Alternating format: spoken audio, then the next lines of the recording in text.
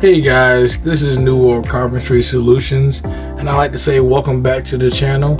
In this video, I'm going to try to take it slow and show you guys how I actually dial in my tenons by using a dado stack over on the table saw and my miter gauge to make all the cross cuts. First thing I do is actually grab some sample pieces that I cut off in the previous video. I actually ran dados through these when I ran dados through the rest of my actual parts. So now I can actually use the dado that's in the middle of this scrap piece to kind of dial in my tenon.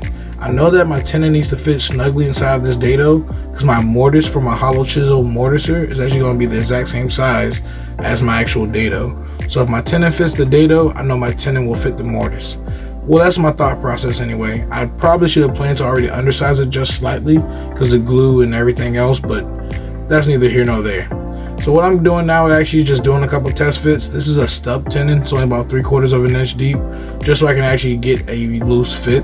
I probably should actually plan again to undersize it just a little bit or oversize it just a little bit and plan to clean it up with the chisel to get the exact fit.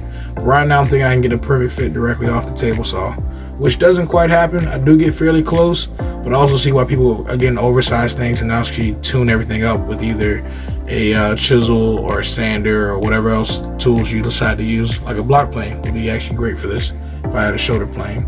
But after doing this short tenon, I think I have a pretty decent fit. So now I'm just going to actually make this a little bit longer so I can actually see if it fits all the way down in my dado, because my dado is about 1 inch deep. One important detail that can be overlooked is to make sure that your miter gauge is set perfectly at 90 degrees, because if it's not, your shoulders won't come up and be perfect when they actually meet together. Because again, the point of this tenon is so I can make like a T or like a bridle joint. So I need two boards to actually meet perfectly at 90 degrees. If my miter gauge is off, then my cuts will not actually line up perfect. Also, you want to make sure that your blade is perfectly square.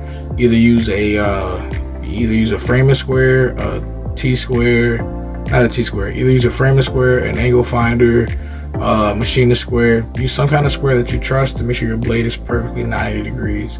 Between your blade being 90 and your miter gauge being perfectly set at 90, and then dialing in your perfect depth, the rest of this is pretty simple. You don't make multiple passes until you get a clean a clean tenon that you can clean up with a chisel and refine to your perfect fit. One thing I do want to do though is after I get all this dialing in done, the next thing I need to do is actually cross cut all of my rails to the proper lengths, probably oversize them by about 1 inch or so on each side. And by overcutting them, I mean taking into account how long of a tenon that I want. So let's say my rail needs to be 29 inches in between both of my styles, and I know that I want a 3-inch tenon. So I might actually cut these pieces 8 inches oversized to give me an extra inch or so on the tenon.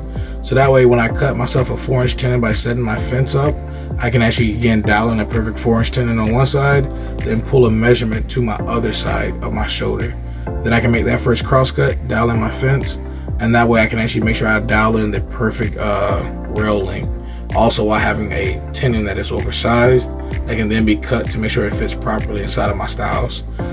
This process may seem slightly overwhelming, but one thing I can say is that it's extremely important. Having a dialed in setup like this allows the rest of your project to go a lot smoother. You don't get styles of rails that end up being not flush with each other after you go through your glue up. If you off-center your tenon or off-center your dado, what will end up happening is when you go to glue everything up, your rails and your styles will not be flush with each other. You'll have one sticking past on either side by 1 inch, or not 1 inch, but like a 1/4 inch or 1/8. That will have you sanding your whole door down, which will either give you a divot or have you sanding the whole entire door, which will then reduce the overall thickness that you'll be left with. So you want to kind of get all this dialed in perfect before you move on to your actual pieces. It's extremely important and it's actually really worth it. But I believe I have these about dialed in, so I'm about to actually move over to my actual pieces.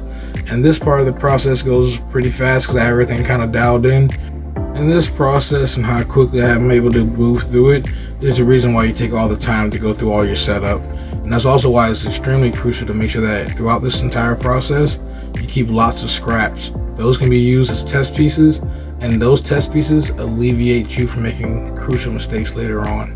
But if you guys have enjoyed this entire process, please make sure you guys leave me a like, comment, and subscribe, and I'll see you guys in the next one. Peace.